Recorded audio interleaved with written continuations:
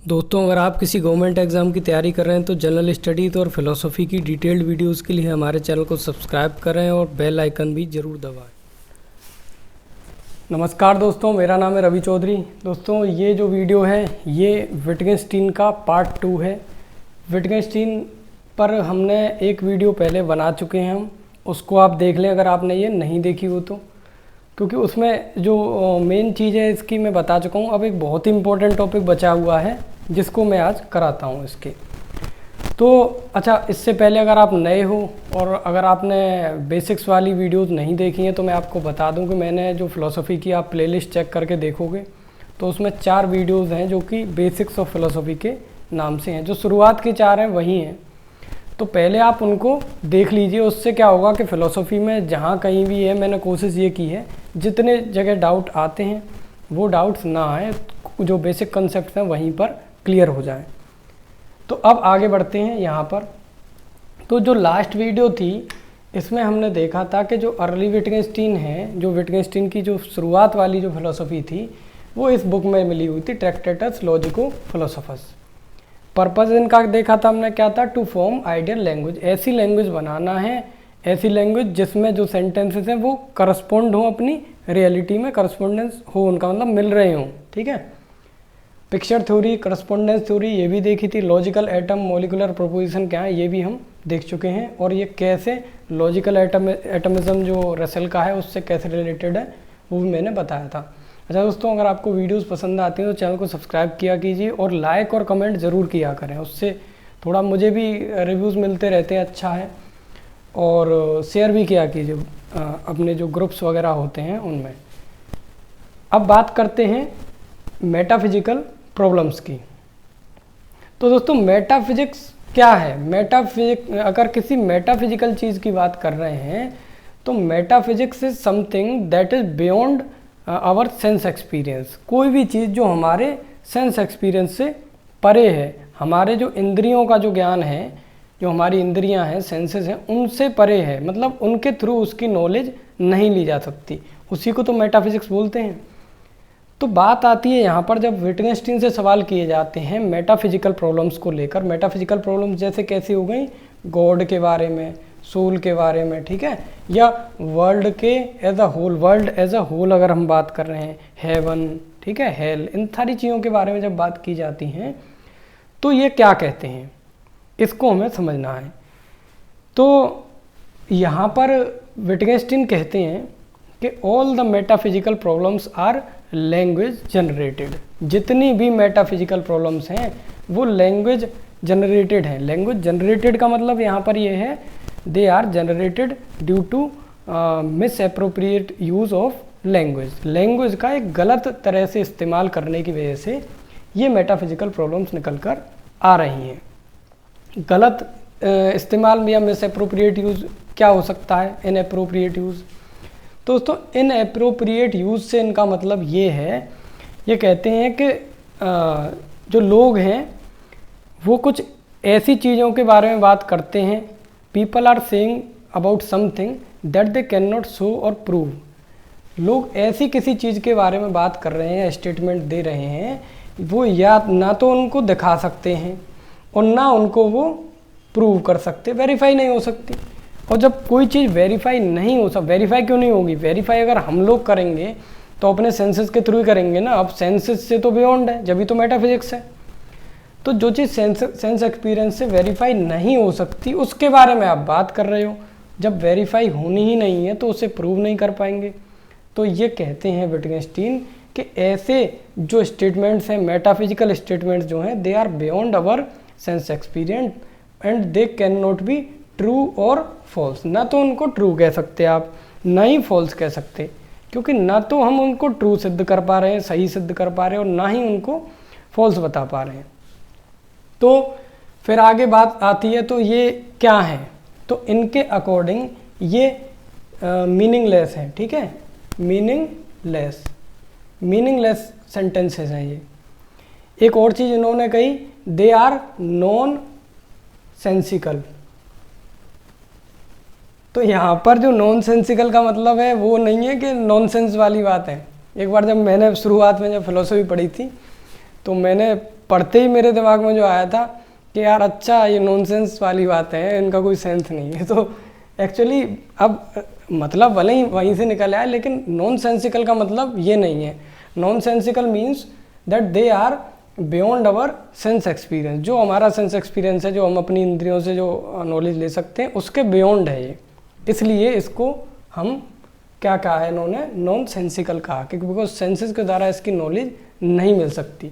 तो ये जो स्टेटमेंट्स हैं क्या नॉलेज पॉइंट ऑफ व्यू से किसी काम के हैं? नहीं, क्योंकि कोई नॉलेज मिलेगी भी नहीं।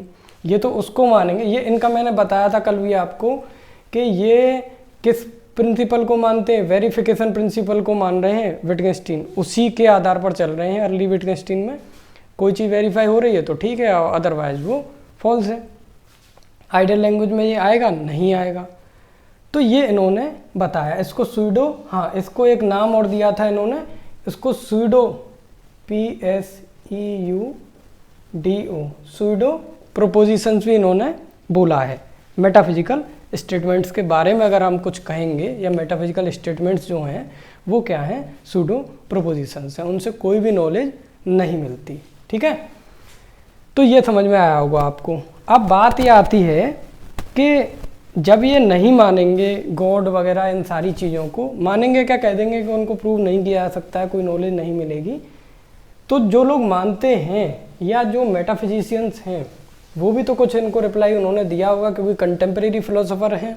तो कंटेम्प्रेरी तो हर तरह की विचारधारा पहले से ही है, तो कुछ रिप्लाई मिला होगा। तो इनका जो रिप्लाई है वो देखते हैं।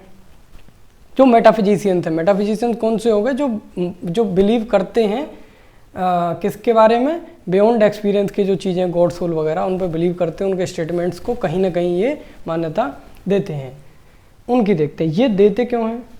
ये तो इसलिए मानते हैं क्योंकि ये कहते हैं कि अगर मेटाफिजिकली हम किसी चीज़ के बारे में कोई बात कर रहे हैं तो वो फ्यूटाइल नहीं है, वो क्या है, स्पेकुलेशन है। और स्पेकुलेशन कैसी होती है, स्पेकुलेशन लॉजिक पे बेस्ड होती है, ऐसा नहीं है कि वो फ्यूटाइल है, तो उसको आप रिजेक्ट नहीं कर सकते।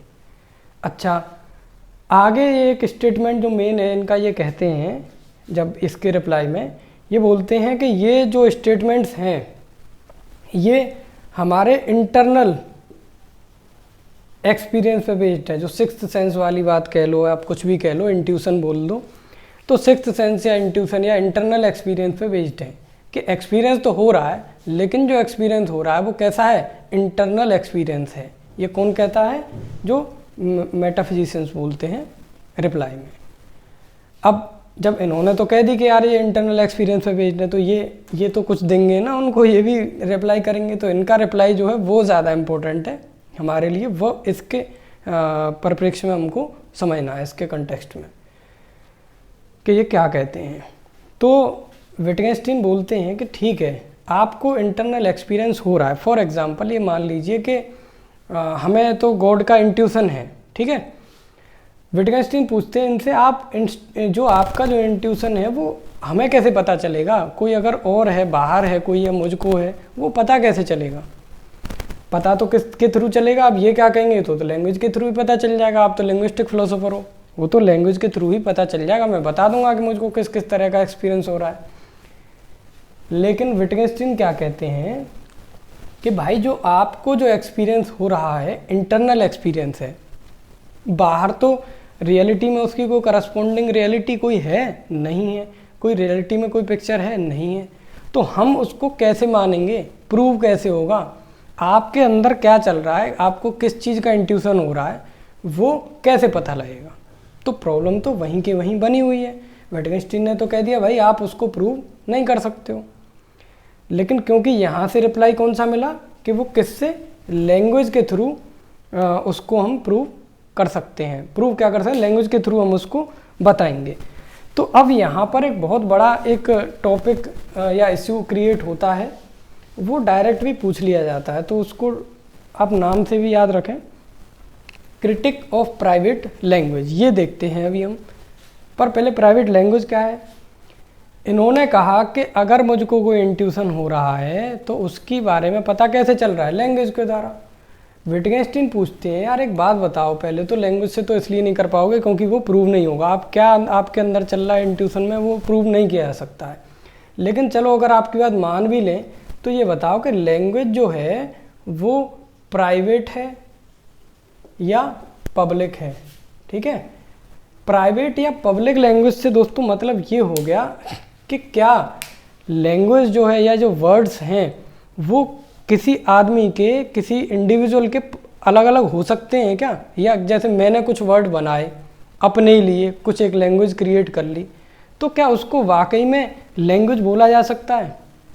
तो यहाँ पर इसी चीज़ पर डिस्कशन चलेगा कि उसको लैंग्वेज बोला जा सकता है या नहीं। जैसे अभी इसको मानो, इसको बोर्ड बोलते हैं, तो ये जो बोर्ड है ये एक लैंग्वेज का ऐसा वर्ड है जो हर कोई व्यक्ति इसको जानता है, ज़्यादातर लोग जानते हैं। मैं अगर अभी जाऊंगा किसी से शॉप पे जाऊंगा कि भाई एक बोर्ड दे दो तो बोर्ड मिल जाएगा, क्योंकि उसको भी पता है कि बोर्ड किसको कह रहे हैं। लेकिन अगर मैं एक प्राइवेट लैंग्वेज क्रिएट करना चाहता हूँ जो सिर्फ मेरे लिए है, तो इसका नाम मैं रख देता हूँ मोबाइल, और मैं जाके कहूँ कि यार जो है मोबाइल दे दो, तो दुकानदार क्या देखेगा, मेरी चेहरे की तरफ देखेगा पहले तो, कि मोबाइल लेने के लिए आप इस वाली दुकान पे क्यों आ गए।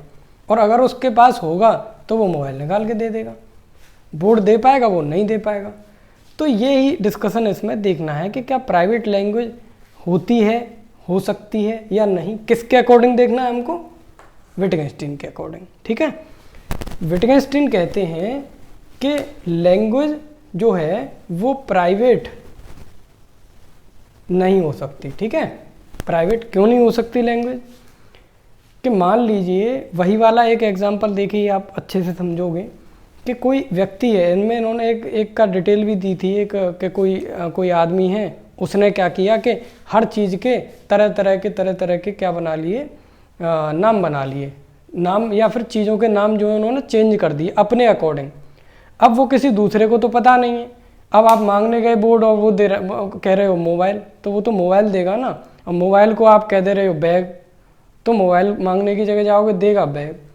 तो कहने का मतलब ये है दोस्तों कि लैंग्वेज प्राइवेट नहीं हो सकती। ठीक है, लैंग्वेज हमेशा कैसी होगी, पब्लिक। क्यों होगी पब्लिक, लैंग्वेज है क्या, लैंग्वेज तो दोस्तों वे ऑफ क्या है, वे ऑफ कम्युनिकेशन है। ठीक है, कम्युनिकेशन का ही तो एक माध्यम है जिससे कि हम लोग कम्युनिकेट कर पाते हैं। तो क्या कम्युनिकेशन पर्सनली हो जाएगा एक ही आदमी का खुद से ही, तो ये कोई बात नहीं हुई। ठीक है, तो लैंग्वेज जो है वो तो कम्युनिकेशन अगर होगा तो कुछ व्यक्तियों के बीच में ही होगा, और अगर वो हो रहा है तो उसके लिए कॉमन वर्ड्स का मीनिंग दोनों को समझ में आना चाहिए ना, जब ही तो हो पाएगा, अदरवाइज नहीं होगा। अभी मैं आपको जो समझा रहा हूँ, आपने पढ़ा थ्योरी, पिक्चर, तो पिक्चर का जो मीनिंग है जो आप भी जानते हो वो मैं भी जान रहा हूँ, जब ही तो मैं पिक्चर आपको समझा दे रहा हूँ। अदरवाइज अगर मैं पिक्चर का मतलब कुछ और मान लूँ तो क्या आप समझोगे मैं क्या कह रहा हूँ, नहीं समझ पाओगे। वही वाली बात है, फाइनली कंक्लूड हमको यही करना है कि लैंग्वेज जो है वो प्राइवेट लैंग्वेज नहीं हो सकती। इन्होंने इसको क्रिटिसाइज़ किया है, इसीलिए ये कहते हैं कि ये जो फिलोसॉफिकल डिस्कशंस हैं ये कैसे हैं, फ्यूटाइल हैं, यूजलेस हैं, मीनिंगलेस हैं, सूडो प्रोपोजिशंस हैं, इनका कोई मतलब नहीं निकलता। ठीक है, अगली जो वीडियो होगी उसमें हम देखेंगे लेटर विटगेंस्टीन फेज। अर्ली विटगेंस्टीन में देखिए जो एग्ज़ाम के हिसाब से थे वो यही हैं, और मैं याद रखिए बहुत से लोग अलग टॉपिक पे भी बनाने को बोलते हैं। मैं जितनी भी वीडियो बनाता हूँ वो मेनली फोकस करके बनाता हूँ यूपीएससी या स्टेट पीसीएस एग्ज़ाम्स के सिलेबस को लेकर। अगर कुछ एक्स्ट्रा चीज़ भी मुझे लगती है ज़रूरी तो उसे भी ले लेता हूँ। तो ठीक है, उसके हिसाब से ये काफ़ी है। और जितने भी आप नेट का एग्ज़ाम ले लो या कोई भी एग्ज़ाम जिसमें, और यूनिवर्सिटीज़ के एग्ज़ाम ले लो, सारे के सारे में मेन यही टॉपिक रहते हैं जो मैं बताता हूँ, तो वही से आंसर आप अच्छा लिख सकते हो। So thank you for watching the video.